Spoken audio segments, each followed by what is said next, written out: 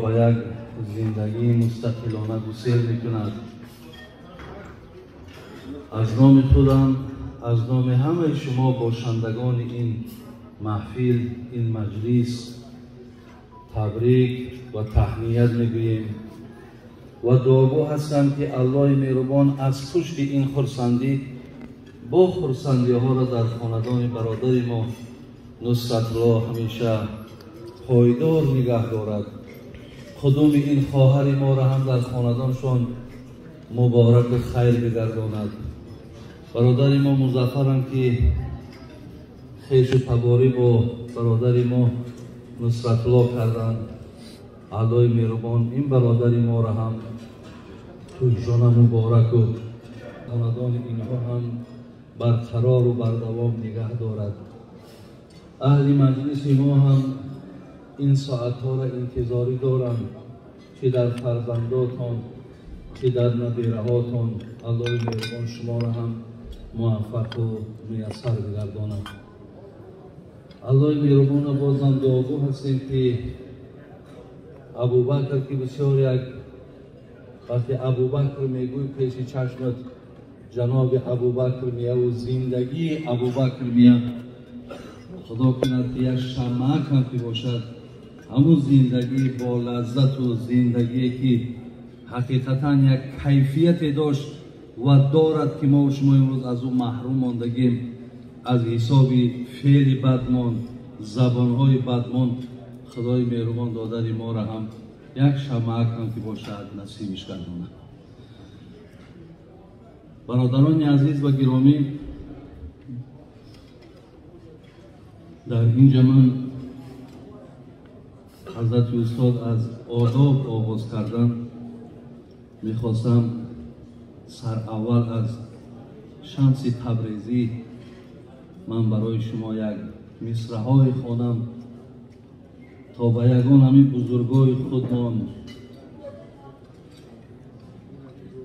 به نفرهایی که ما و شما با اینها باید الله را تشکر کنیم که چقدر شخصیت های بزرگ از ما هست که ما از زحمت اینها، از مهنت اینها شکر که درس میگیریم، راه درستی را میابیم. من برای شما قرائت میکنم. پیش ارباب خرد مایه ایمان ادب است.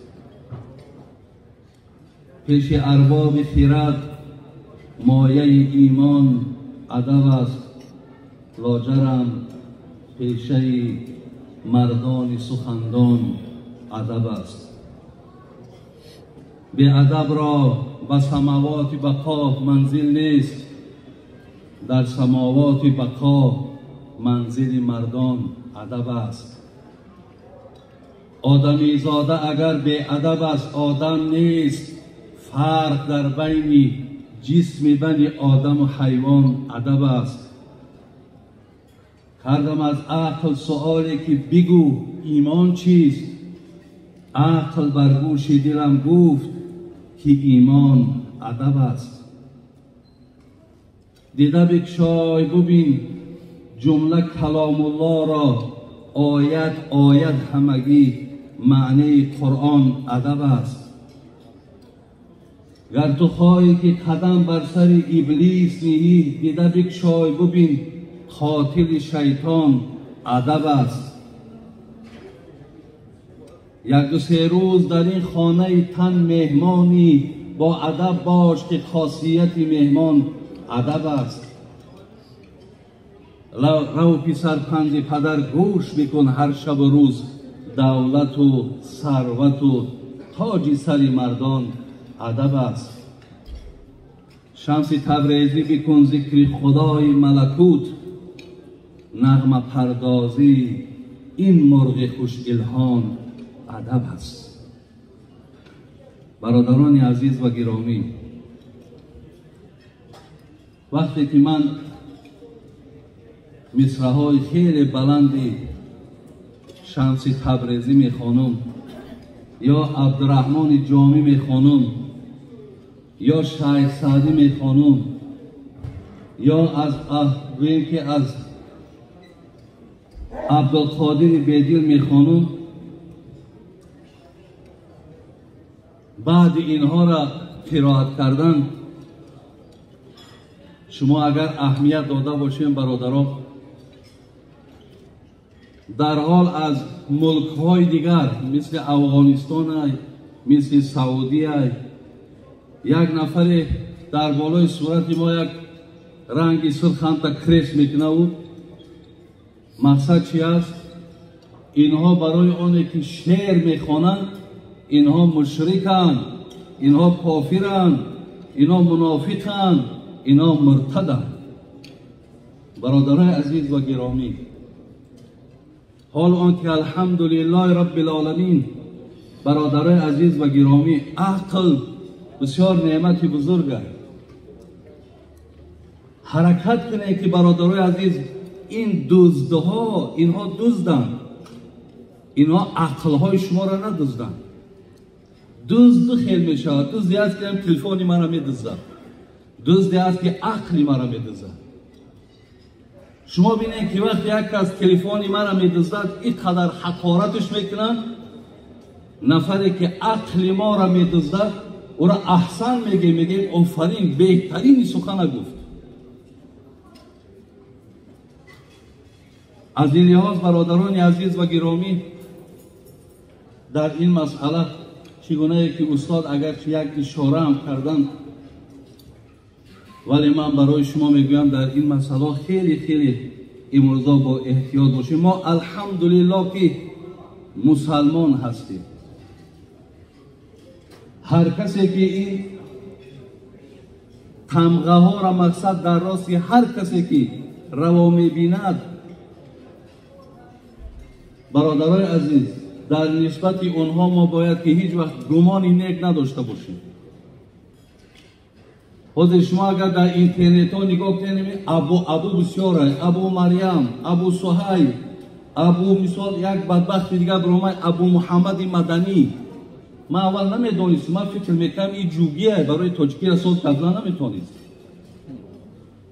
این بعد میفهم که از همین عشق بده است، از تاجیک خود آمده است که امروز در تاجیکستان ما یگان نفر برادرای عزیز از روی عقیده این آدم مسلمان وجود ندارد.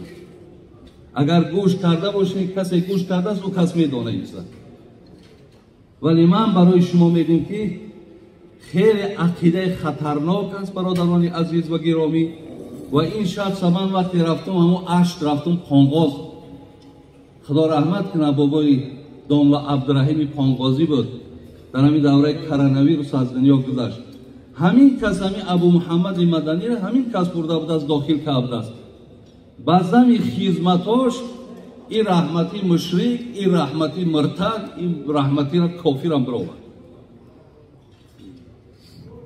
برای همین در این مسئله که ما الحمدلله ترس هم ندارم و از ایو هیچ وقت ما انشاءالله احتیاط هم نمیکنیم.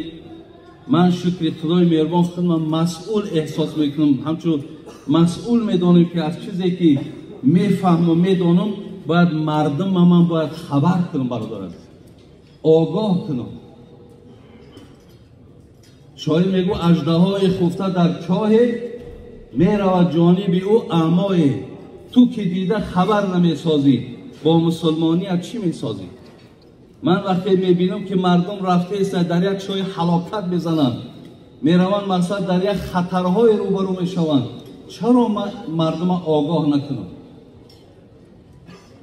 حالا که برادران عزیز شما میتونید، من ادرس تون میتونم، من شما را مقصد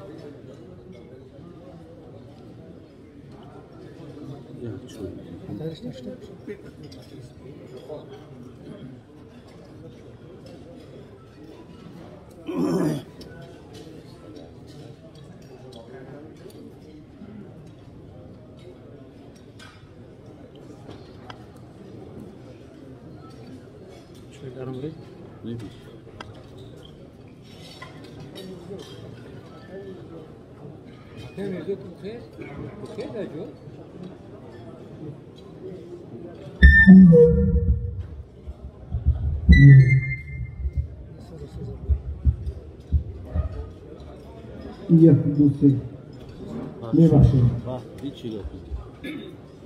در زمانهای پیامبر ما برادر عزیز حدیث امام بخاری را ببینید 3610 رقمش را ببینید. یک نفر آمد حضرت مال غنیمت تقسیم میکرد به نام هرقوس ابن زهیر سعدی.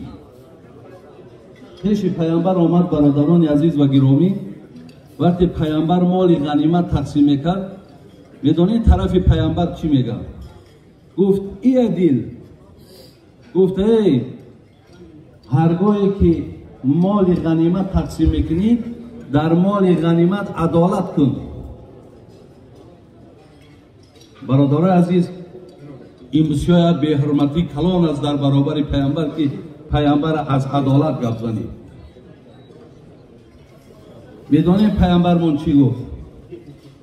گفت ویلک، گفت و من یعدل اذا لم اعدل قد خیبت و خسیرت این لم اکن اعدل. گو وای به حال تو ای هرقوس، اگر من عدالت نکنم کی عدالت میکنه؟ اگر من عدالت نکنم تو خوار و ذلیل میشوی. تو نمیدانی که عدالت را من بر این سرزمین آوردم، از عدالت من سخن میزنم. تا این روز شما چی عدالت داشتید؟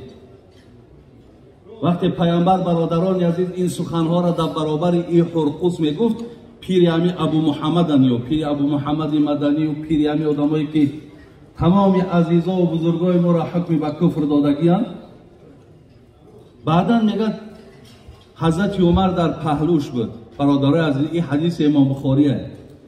گفت ایذن لی یا رسول الله فیه فاذنی و عنق.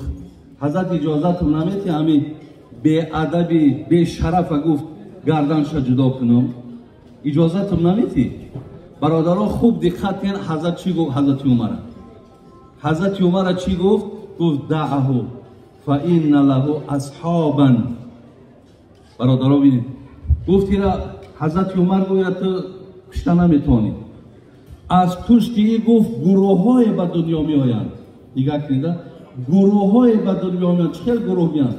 یحقر احدکم صلاته مع صلاتهم صیامه مع صیامهم. این خیل نماز اینها میخوانند تو خود باور که در برابر اینها با خجالت میشماری. این خیلی که اینها روزه میگیرن در برابر این گو خودت تو خجالت میشماری. یقرؤون القرآن لا یجاوز تراقیهم. لیکن بدان عمر گفت که قرآنی که اینها میخوانند الله قرآنشون قبول ندارد، الله نمازشون قرآن نمازشون قبول ندارد، روزشون قبول ندارد. یمرق من الدین کما یمرق السهم من الرمیه. گفت اینا از دین آنچنان خارج شدن که مثل تیر از درون کمان. برادرای عزیز انامون گروهی که گومه برای در دوره حضرت علی برآمدند. حضرت علی اینها را نابود کرد. اینها کسانی بودند که حضرت علی را حکم به کفر دادند. حتی نفری که 10 یار بهشتی بود حکم به کفر شدند. برای همین برادران عزیز ما از کافر گفتن اینها، از مشرک گفتن اینها الحمدلله رب العالمین الله مهربان ما سپاسگزاری میکنیم که ما زمان مردم نصیحت میکردیم، تعلیم میکردیم که اینها در کدام قور گوره بودن، اینها حتی وجود نداشتند. برای همین خیلی در این مسئله را برای چی من برادرای عزیز برای شما آگاه کردم؟ به خاطری که بسیاری برادرای ما مردم تاجیک ما بسیار مردم خوبیم، کمتر مردم ساده ایم، بسیار مردم مقصد زود باوری. در او مقصد هر یک آدمی که یک آیت قرآن میخونه، حدیث میخونه، تحقیق نکرده. حتی ببینید حضرت عمر در امام بخاری میارش میگه که میدونید که همین نفرایی را که حاضر من گفتم چه آدمن؟ آیاتی نزلت علی الکفار فجعلوها علی المؤمنین. گفت اینها گروهی هستند که آیتایی که در راست کافرها آمدگن در مسلمان ها نسبت شدند. یقتلون اهل الاسلام یدعون اهل الاوثان. اینا کسانی هستند که مسلمان ها را میکشند، غیر مسلمان ها در کار ندارند. از آن جمله عبدالله ابن خباب با زنش وقتی می اومد زنش حامله دار بود. او درباره حضرت علی چی عقیده داری؟ و حضرت علی چی عقیده دارم؟ داماد پیامبر است. چی عقیده دارم؟ 10 یار بهشتی است. میگه حضرت همون عبدالله بن خباب قتل کردن. با الله قسم برادرها در کتاب میارد زنی او را قتل کردن. میگه شکمی کودک بیرون برآوردگی را حتی گردنش هم میگه زدن. اینقدر اینها مقصد برادرها در ریزاندن خون ما و شما بگیم که حلال میدانند و جایز میدانند. برای همین خیلی برادرها از احتیاط کنین نسبت مذهب خودمان، نسبت آن چیزی را که الله مهربان رحمت چون کند زحمت بسیار کشیدن از قرآن از حدیث برای ما و شما استدلال استنباط آوردن. ما و شما از اینها برادرها پیروی کنیم و چگونه که داملا هم از بزرگا و عزیزای ما و شما یادآوری شدن همیشه مثال قدردانی کنیم به قدر همه این عزیزای خدا رسیم. جای افتخار است برادرای عزیز که ما این خیل شخصیت ها این خیل عزیزای بسیاری داریم که از پشت اینها ما میتونیم برادرای عزیز فخر کنیم.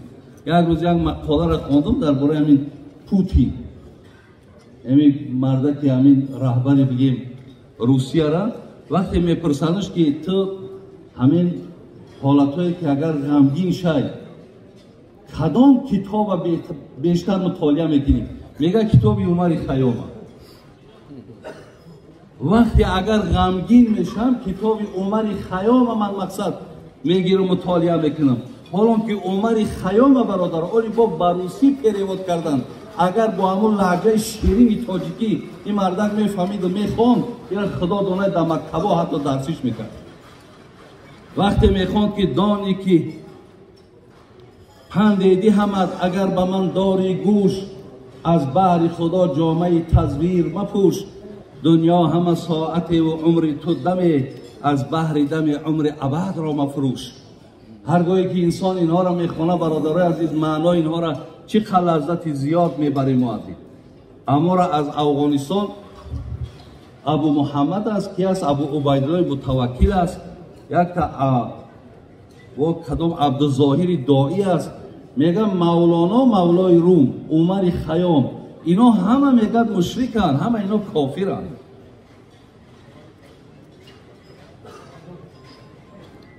برای همین برادرای عزیز و گرامی اینا جای افتخار هم هستن جای تکیه هم هستن. الله مهربان از سپاسگزاری میکنیم. ابوبکر جان بازم تبریک میگیم برادرای عزیز. خدا کنه که خواهر ما به این خاندان یک نور بیاره به این خاندان یک گوییم که برکت بیاره به این خاندان یک خیر زیاد بیارد. نصیحتایی را که اکای داملا کردن ما هم انشاءالله در برابر این گفتنیم که البته به البته رحمت کند خداوند جناب فردوسی را.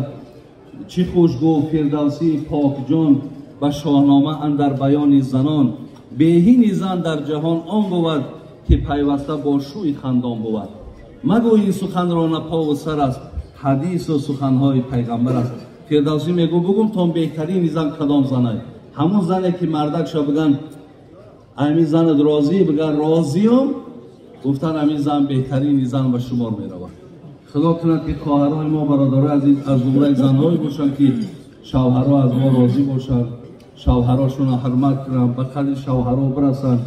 شما هم برادرای عزیز گپ سری آداب رفت ما کم کم همین اینترنت ها قد بسیار سر کار داریم. ما هم شبکه داریم ما هم سوال جواب داریم. میبینم که تاجیکی ما یکی از دخترها را میگد مقصد رسیده است یکی از کدام کمپیری عروس رسیده است یکی میبینی که مثال یکان کار دیگر را دست دادن. برادرای عزیز و گرامی چگونه داملا برای ما و شما اشاره کردن. خیلی و خیلی در این مسئله احتیاط کنید. خیلی و خیلی احتیاط کنید. هیچ وقت همیشه با این مردم مراسا کنید با این مردم معامله کنید. انشاءالله شما در همین بگیم خاک یمینا در سرزمین یمینا در وطن یمینا که هستین البته به البته مقصد اگر چنده که ریسک از جانب الله هم باشد لیکن یک چیزی باید سبب شود تو مادامی که همین ملک و همین دیار یمینا برای ما شما سبب شدگیان با این مردم یگان رفتاری دغل نکنید. این مردم مقصد حقارت چون نکنید. این مردم تنگ روشی نکنید. یعنی اینها انشاءالله ما با همین خصلت‌هامون هم با همین رفتارامون هم خدا خواهد با در دل همینا ما و شما البته جا میگیریم برادران. الله همه شما را نگهبان باشد، تنتان صحت نگه دارد، بی درد و بی غم باشین. خدای مهربان عمر دراز و تن صحت و ایمان کامل تان تیاد.